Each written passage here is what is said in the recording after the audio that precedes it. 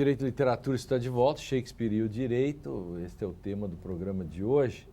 E aqui no estúdio os nossos convidados nos ajudam a entender melhor este assunto por meio de referências literárias, no caso, o próprio Shakespeare e suas obras. Poder, corrupção, violência, justiça são os temas que marcam as peças de Shakespeare. Ricardo II, Henrique IV, Macbeth, Hamlet, Otelo, Mercador de Veneza, Rei Lear, Júlio César, Coroliano, Muito Barulho por Nada. Eu gosto muito da estética de Júlio César, né? Naquela passagem do Brutus e do Cássio. São dois personagens trágicos, tanto o Brutus quanto o César são trágicos, cada um à sua maneira, né? Eu gosto quando o Cássio fica tentando, assim, que rei é esse que não sabe nadar? Né? César é o rei, outro morria de sede, Titinho, estão morrendo de sede. Que rei é esse? É fantástico, que Deus é esse, né? Que não sabe nadar ou que morre de sede. Mas, enfim, nós falávamos e Catherine estava com a palavra. Eu queria retomar essa questão do desejo, né? Tem o desejo, evidentemente, de poder, né? Que é um dos móveis mais fortes, né? Nas tragédias shakespearianas. Mas, ao mesmo tempo, sempre esse tema é infiltrado, né? Por um outro desejo muito mais carnal, né? Que é o desejo do retorno, né? Desses homens poderosos, maquiavélicos, hobbesianos antes do seu tempo, para a matriz materna, né? Então essa né? Tu falaste, Lênio, da passagem da civilização para a natureza e vice-versa, né? Então, em todas as peças do Shakespeare nós temos essas idas e voltas, né? Entre o natural e o civilizado, entre o divino e o carnal. Em particular, em Lear, né, mas já em Ricardo III, né, que é uma peça muito anterior, tem essa obsessão, né, que também está vinculada a uma modificação do imaginário jurídico, né, de um retorno culpado para a matriz, né, que a matriz materna é algo, a matriz feminina, né, é algo extremamente aviltante, é uma cloaca primordial, né, o lugar de uma existência manchada, né, que nos atrai para baixo, né, que acho que a melhor ilustração para esse imaginário são provavelmente os quadros do Hieronymus Bosch, né, nos quais as pessoas ficam se embrenhando, né, por lodos primordiais cheios de sujeiras. O que faz uma ligação muito importante em Macbeth, porque nós temos dois femininos muito fortes. Né? Lady Macbeth é uma figura fascinante. E a relação dela com Lord Macbeth é muito importante nesse sentido que eu acho do natural e como base do político.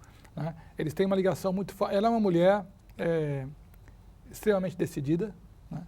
E que, de alguma maneira, não é possível entender os movimentos do Macbeth sem ela. De tal maneira que dá quase para pensar que é só um personagem que dialoga com si mesmo o tempo todo. E isso na moldura das bruxas, que são, de certa maneira, o inverso do feminino. Né? Então, acho essa questão do desejo mesmo, desejo carnal, desejo físico e desejo pelo poder, são indissociáveis, porque daí vai vir, eu acho, perdão, a questão fundamental para o direito e para a política, né? Que é o que legitima as ações. Né? Então, quando a gente fala de sujeito, nós falamos do sujeito psicológico, mas também sujeito de direitos. Né? O que me legitima enquanto sujeito de direitos, ou seja, é legítima a paixão de Macbeth, né? Pelo poder, pela mulher, pela a paixão que as bruxas fazem despertar nele. Então, acho que essa é uma ligação muito importante. Acho que nós estamos mudando a matriz do que legitima as ações humanas. E daí o direito vai seguir depois, vamos chegar mais para tarde. Acho que essa é uma questão que pegando esse gancho, né, que até, digamos, o século XV, início do século XVI, tinha um modelo ainda católico, né, um modelo que vinha de Santo Agostinho e depois o Renascimento enaltece, né, que é o modelo da mulher Maria, né, da Virgem Maria, da boa mãe, da mãe benéfica, digamos, vinculado a toda uma organização institucional que previa a remissão dos pecados através da confissão, através da absolvição, etc. Né? Agora, com o puritanismo na Inglaterra, né, toda uma estrutura imaginária, jurídica e econômica vai se transformando, tirando a ideia daquela graça remissiva, o confessor, interiorizando, né, o exame da consciência e tornando esse exame de consciência obsessivo. Né? E ali começa uma nova figura, então tira fora a imagem da Maria, né, da Maria renascentista, e coloca no lugar desse vácuo, né, da figura materna, essa mulher gigantesca, maléfica, bruxa. Que não deixa de ser aquela mãe primeva, a mãe arcaica do imaginário infantil, né? Esse feminino investido de um poder capaz de destituir alguém da posição de sujeito. E tirar o outro da posição de sujeito significa exterminar o desejo dele e nele, porque o desejo válido é o meu. Não, e sobretudo exterminar a própria vida, né? Porque tem todo um imaginário medical na mesma época que insiste que, na verdade, o útero materno é um instrumento de estrangulamento do feto, que o feto é uma espécie de, sempre ameaçado de aborto pela mãe. Então, tem todo um imaginário assim, obsessivamente. Mas pensem, é tão importante o Shakespeare e tudo isso que nós estamos falando, e como a literatura saca isso, porque se a gente vai pensar, nós estamos falando de um processo filosófico, de um objetivismo, de uma metafísica clássica, em que não aparece ainda, quer dizer, aquilo que nos gregos se tinha como Protágoras, enfim, os sofistas, não é um sujeito. O próprio nominalismo ainda não estabelece, 300 anos antes, com Ockham e outros, não se pode ainda falar exatamente de um sujeito que Descartes vai descobrir, mas que já está em Shakespeare, por exemplo, essa concepção moderna, mas que naquela transição, falava antes do século XV, quer dizer, o século XV, XVI para o XVII, essa transição, quer dizer, em 1495, já se saca os dois corpos do rei. Quer dizer, já está presente a necessidade de você ter dois corpos. O que é dois corpos? Dois corpos é você conseguir separar, dessacralizar e aí começar a noção de secularização. Quer dizer, aos poucos o sujeito ajuda a se secularizar e aí veja a importância da literatura, não só com Shakespeare, mas com outros. E acho que isso aí vai ser fundamental para a gênese ainda muito antiga de uma certa noção do direito. Todas as discussões que nós tivemos depois modernamente entre direito e moral, né, vão assumir os termos que assumiram por conta exatamente dessa separação gradual que vai se produzindo. E é maravilhoso, né, que o Shakespeare consiga colocar isso em cena. É claro que nós lemos muito nele, mas ele sustenta as leituras, porque é claro que a gente pode tentar projetar leituras, mas o texto sustenta então acho que é um bom argumento para o fato de que ele realmente intuiu dramaticamente uma situação de conflito fundamental que é definidora daquele momento, um pouco como a professora Henrietta estava colocando com a questão do desejo externo nas bruxas, né, e de mudar. Uma pequena questão para os juristas é importante, para aproveitar, Gerardo, a sua presença, é tão importante a modernidade e a secularização, isso vai começar a separar o direito da moral, por exemplo, a questão do próprio poder, a imputação, que os juristas acabam atrasados, porque depois no século XX eles querem reintroduzir, ainda hoje, os juristas querem moralizar o direito, quando a grande conquista da própria modernidade foi afastar primeiro essa questão. Ou pelo menos, quer dizer, tentar construir, que eu acho realmente um tema fascinante, e acho que em Shakespeare nós temos elementos para isso, por exemplo, no início do Henrique V, quando ele vai saber se tem direito ou não de invadir a França, aquela coisa toda, mas é justamente isso, ou seja, em que é possível falar de uma moralidade da política, é possível falar de uma moralidade da vida privada, quer dizer, mas não é possível falar de uma moralidade única aqui, ou seja, houve uma cisão que não pode mais se recuperar. Não há mais o uno. Não tem. Por isso que o ato do Lear é um ato doentio.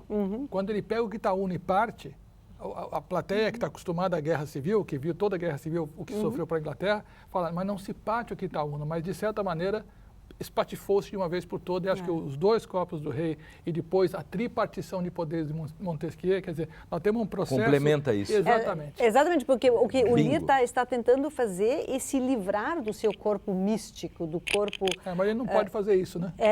Mas, infelizmente, ele é rei e o reino vai para o brejo, né? Quando o rei recusa quando ele ser rei, ele mesmo vai para o brejo. Né? Exatamente. Não, é só uma metáfora, né, do claro. Aquilo que está acontecendo. Nós temos, num certo sentido, sentido, o mesmo enredo na Tempestade.